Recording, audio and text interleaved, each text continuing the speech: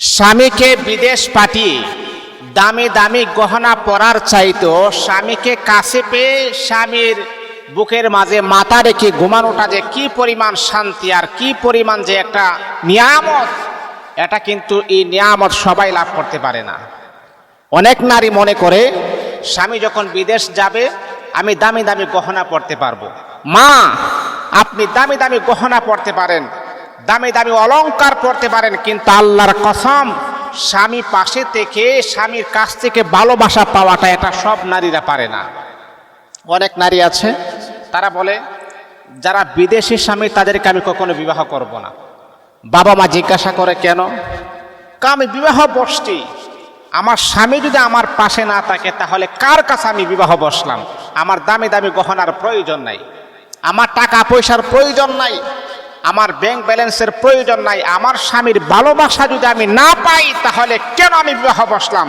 আমার দামি দামি গহনা পরার জন্য আমি বিবাহ বসি নাই। এটাই হচ্ছে প্রকৃত স্ত্রীদের একটা গুণ। অনেক নারী আছে স্বামী পাশে থাকুক না থাকুক তার কোনো কেয়ার নাই, আমি দামি দামি গহনা পরতে পারবো, অলংকার পরতে পারবো, দামি কাপড় চোপড় পরতে পারবো, এটাই তার বেড়াগিরি। মা, এটার নাম সৌন্দর্য নয়। আপনার সৌন্দর্য, আপনার সুখ দুঃখ বুক বিলাস কার জন্য আপনি করবেন?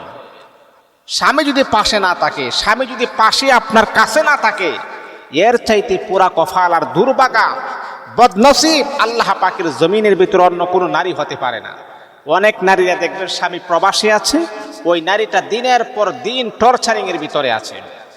শাশুড়ি তাকে কষ্ট দেয়, শ্বশুর তাকে কষ্ট দেয়, দেবর তাকে কষ্ট দেয়, কিন্তু এই অনেক কষ্টগুলা বুকে জমা করে রেখে তারপর স্বামীর কাছে বলে না। তাহলে এই কষ্ট থেকে যদি আপনি বাঁচতে চান তাহলে অবশ্যই স্বামীকে পাশে রাখতে হবে। স্বামীকে কাছে রাখবেন, আল্লাহ পাক কাছে রাখলে নিজের সৌন্দর্য প্রকাশ পাবে, নিজের সুখও আপনি বুক বিলাস আপনি আরাম আয়েশে কাটাইতে পারবেন। আল্লাহ পাক সব নারীদেরকে বোঝার তৌফিক দান করুন।